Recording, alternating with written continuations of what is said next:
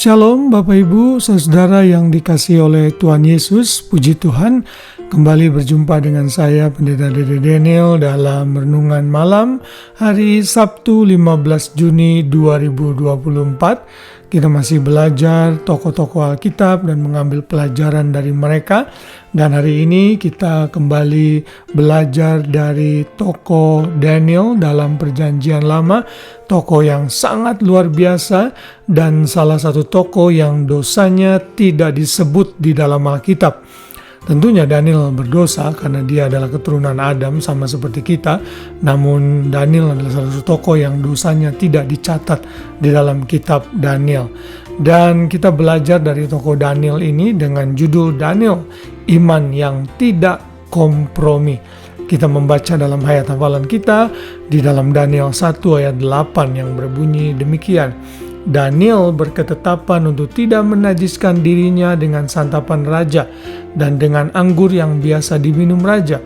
Dimintanyalah kepada pemimpin pegawai istana itu supaya ia tidak usah menajiskan dirinya.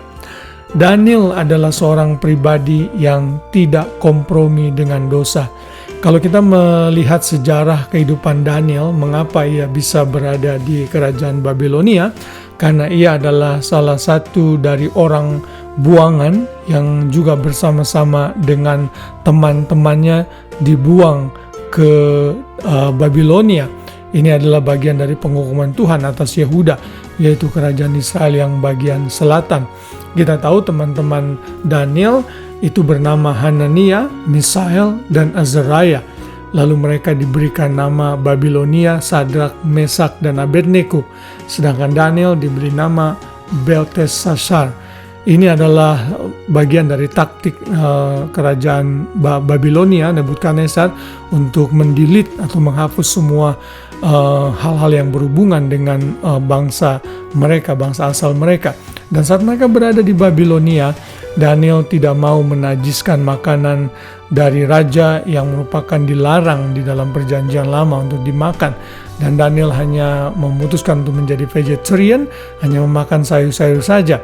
Dan didapati Daniel ternyata lebih pintar dari banyak orang-orang yang ada di Babilonia. Tentunya ini karena kemurahan Tuhan. Daniel tidak mau kompromi dan menajiskan dirinya.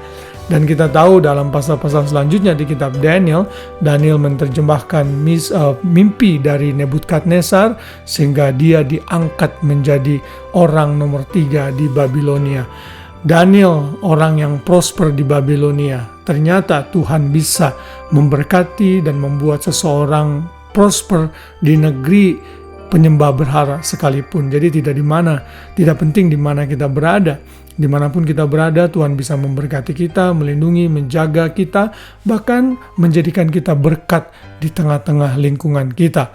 Lalu kita juga belajar setelah Raja Nebukadnezar meninggal, anaknya Belteshazzar menjadi raja yang baru. Dan raja ini sungguh-sungguh raja yang jahat, sehingga Tuhan menghancurkan raja ini dan akhirnya Babilonia dikalahkan oleh Raja Persia yang dipimpin oleh Raja Tirus. Dan akhirnya Daniel masuk ke dalam pemerintahan kerajaan yang baru, yaitu kerajaan Persia. Dan Daniel di dalam pasal ke-6 sudah mulai tua. Lalu Raja Darius menetapkan satu peraturan berdasarkan hasil dari kompromi serta hasutan dari orang-orang yang iri dengan Daniel, bahwa tidak boleh ada orang yang menyembah kepada tuanku raja, tidak boleh ada orang yang menyembah kepada dewa atau ilah lain kecuali kepada tuanku raja. Dan Daniel tidak menggubris perintah itu. Dia tetap menjalankan ibadahnya, dia tetap berdoa. Dan suatu hari mereka melihat Daniel berdoa di rumahnya dengan jendela yang terbuka menghadap Yerusalem. Lalu Daniel dituduh menentang raja. Lalu Daniel dibuang ke goa singa untuk dimakan oleh singa, tapi Tuhan melindunginya. Malah orang-orang yang membawa Daniel ke gua singa itulah yang dihancur remukkan oleh singa-singa. Daniel dipakai Tuhan luar biasa di dalam pasal-pasal selanjutnya, pasal 9 sampai pasal 12. Daniel memberikan banyak nubuatan mengenai sejarah dunia, termasuk mengenai akhir zaman yang akan dikombinasi dengan kitab Wahyu, kita mengerti bahwa akan ada masa tribulasi untuk orang Israel suatu hari kelak saat Antikris datang. Semua ringkasan cerita yang panjang ini mengingatkan kita akan tokoh Daniel yang tidak kompromi. Paling tidak ada dua hal yang kita belajar dari tokoh Daniel. Yang pertama, imannya yang tidak kompromi terhadap penyembahan berhala, adat istiadat atau aturan dunia ini. Ternyata dengan kita hidup tidak kompromi, Tuhan akan menyertai. Lalu yang kedua, kita belajar Daniel bisa prosper di tengah-tengah bangsa penyembah berhala. Demikian juga kita, kalau hidup kita tidak kompromi dengan dosa, kita stick kepada kebenaran, kita berdiri teguh kepada firman Tuhan dan tidak menyimpang, maka Tuhan sanggup memberkati kita. Jangan percaya dengan peribahasa dunia mengatakan orang jujur akan hancur. No, orang jujur akan diberkati Tuhan dan menjadi saksi. Sekalipun kita harus mati demi kebenaran yang kita pertahankan dalam iman kita kepada Tuhan Yesus khususnya, biarlah itu terjadi. Karena lebih baik kita kehilangan nyawa kita di dunia ini, tapi kita memperoleh hidup yang kekal di sorga. Untuk apa, kata firman Tuhan, kita memiliki dunia ini tapi kehilangan nyawa kita? Dan biarlah tokoh Daniel ini mengingatkan kita agar kita tidak kompromi dengan dosa, kompromi dengan ketidakbenaran, dan kompromi dengan kenajisan. Biar kita terus memandang Tuhan dan hidup dalam ketaatan seperti Daniel.